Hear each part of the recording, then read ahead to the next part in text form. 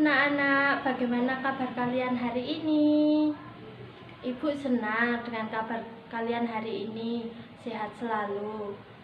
Perkenalkan, nama Ibu Ririn Sugiyarti yang akan belajar bersama dengan kalian beberapa bulan ini.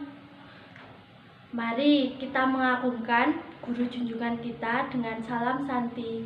Namo Sang Hyang Adi Budaya, Namo Buddhaya. Kepandian Pangeran Siddhartha. Sebelum kita memulai pembelajaran kali ini, marilah kita buka dengan doa belajar. Terpujilah Tuhan Yang Maha Esa, terpujilah Triratna. Semoga saya dapat belajar dengan baik dan benar untuk menjadi anak yang pandai dan berbudi luhur. Semoga kebijaksanaan saya terus berkembang. Semoga semua makhluk hidup berbahagia. Sadu, sadu, sadu. Dhammang saranang gacchami, sanghang saranang gacchami.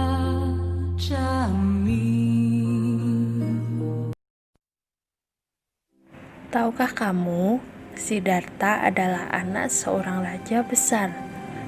Bukan hanya pandai dalam pelajaran di sekolah, ia juga pandai dalam bergaul dan berlatih ilmu bela diri. Walaupun putra seorang raja, dia sangat santun dan hormat kepada siapa saja, sehingga ia disenangi oleh teman-temannya. Bukan karena Pangeran Siddhartha putra seorang raja, sehingga pandai, anak yang miskin pun bisa pandai jika mau belajar dengan gigih. Kepandaian bukan milik orang yang kaya saja, tetapi anak orang miskin pun bisa pandai. Seperti dalam contoh kisah ini, anak miskin yang cerdas. Ben Carson adalah seorang anak yang dibesarkan dalam kemiskinan. Ibunya bernama Sonya. Ketika dia masih SD, dikeluarkan dari sekolah karena tidak mampu membayar. Ibunya bekerja sebagai pembantu rumah tangga. Ben mengalami kesulitan belajar saat SD. Nilai-nilainya selalu jelek. Teman-teman menjulukinya anak bodoh dan julukan lainnya yang menyakitkan. Ben sebenarnya tidak bodoh. Dia harus membantu ibunya hingga larut malam. Akibatnya, Ben sering mengantuk dan sulit berkonsentrasi. Ia tampak sebagai anak bodoh karena nilainya yang selalu jelek. Semangat Ben pun timbul. Ia tidak ingin dijuluki anak bodoh terus-menerus. Dengan semangat membaca dan atas bantuan ibunya, Ben setiap minggu diwajibkan membuat ringkasan dari buku perpustakaan. Hasilnya dibacakan kepada ibunya. Akhirnya Ben berhasil memperbaiki nilai-nilai menjadi lebih baik. Sejak itu Ben terus bersemangat, belajar tak kenal lelah. Semua mata pembelajaran ia pelajari dan dikuasai dengan baik. Ben bercita-cita menjadi seorang dokter. Setelah lulus dari SMA, ia pun melanjutkan ke universitas. Ben lulus menjadi dokter bedah syaraf dengan nilai yang sempurna. Kini Ben menjadi orang yang sangat berbeda. Jika dahulu ia dijuluki anak paling bodoh di sekolah, kini ia adalah seorang dokter bedah syaraf terkenal. Berbagai penghargaan dari dalam dan luar negeri diraih. Ben sering tampil sebagai pembicara pada seminar-seminar kedokteran di seluruh dunia. Pada usia 32, Ben menjadi direktur rumah sakit bedah syaraf pediatrik. Nah, kalau tadi kita membahas tentang Ben Carson, sekarang kita membahas tentang kepandaian Pangeran Siddhartha. Bagaimana ya kepandaian Pangeran Siddhartha? Pangeran Siddhartha tidak hanya pandai dalam satu atau dua bidang saja, tetapi dalam banyak bidang.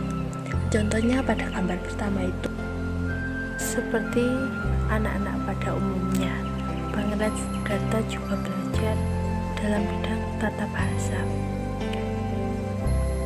Misalnya dalam sekali ini, anak-anak zaman sekarang belajar bahasa Inggris, bahasa Indonesia, bahasa Jawa, bahasa Jerman, bahasa Jepang, dan lain sebagainya.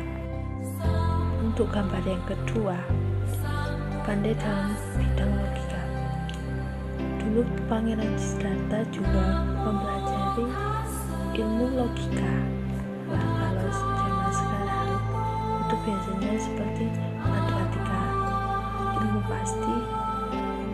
Misalnya 2 kali 3 sama dengan 6, 9 bagi 3 sama dengan 3. Pangeran Siddhartha tidak hanya pandai dalam bidang bahasa, logika, tapi juga Pangeran Siddhartha pandai dalam bidang gerak dan jasmani. Seperti pada gambar, Pangeran Siddhartha karena anak raja, ia juga pandai berperang, menggunakan senjata, dan Pangeran Siddhartha juga pandai memanah karena dia adalah anak raja, dan juga pandai dengan itu bermain kuda. Lain dengan anak sekarang yang pandai bermain basket, bola, voli, dan lain sebagainya.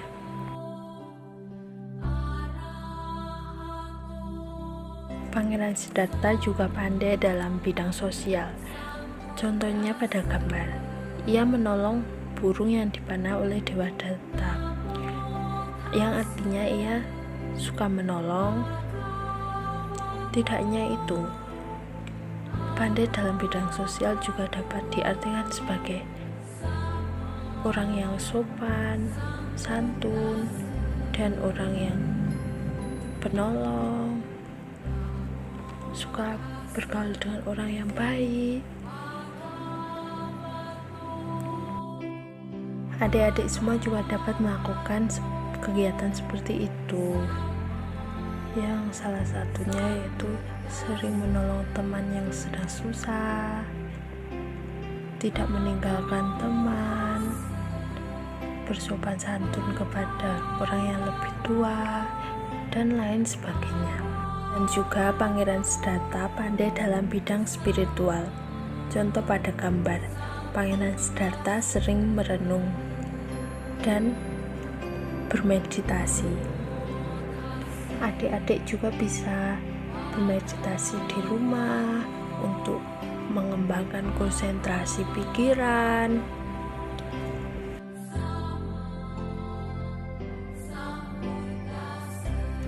Nah, sekarang adik-adik tahu kan, setiap orang itu berhak untuk cerdas, pandai, dan sukses. Menjadi pandai bisa dipelajari, seperti halnya Ben Carson. Dia sangatlah bodoh karena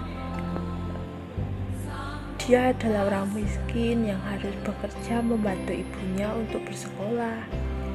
Tetapi dengan ia bersemangat, dengan kegigihannya untuk belajar, Ben Carson dapat menjadi pandai dan sukses. Kepandaian ada banyak jenisnya, seperti tadi pada contoh gambar-gambar tersebut. Ada memanah, ada kepandaian spiritual, dan lain sebagainya. Pangeran Siddhartha memiliki kepandaian lebih dari satu, seperti tadi itu. Dan kepandaian juga tidak bisa dinilai dari dia adalah orang kaya, dia adalah orang miskin. Jadi semua itu berhak pandai, sukses, dan cerdas dengan hasil belajar kita.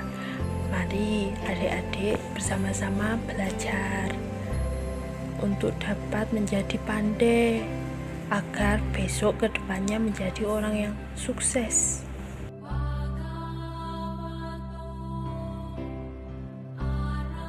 Karena pembelajaran sudah selesai, mari kita tutup bersama-sama dengan berdoa. Terpujilah Tuhan Yang Maha Esa, terpujilah Triratna. Terima kasih kepada semua orang yang telah membantuku belajar pada hari ini. Semoga mereka diberkati kesehatan dan kesejahteraan. Semoga ilmu yang kupelajari berguna bagi diriku dan orang lain. Semoga semua makhluk hidup berbahagia. Sadu, sadu, sadu. Sanggang saranang gacchami.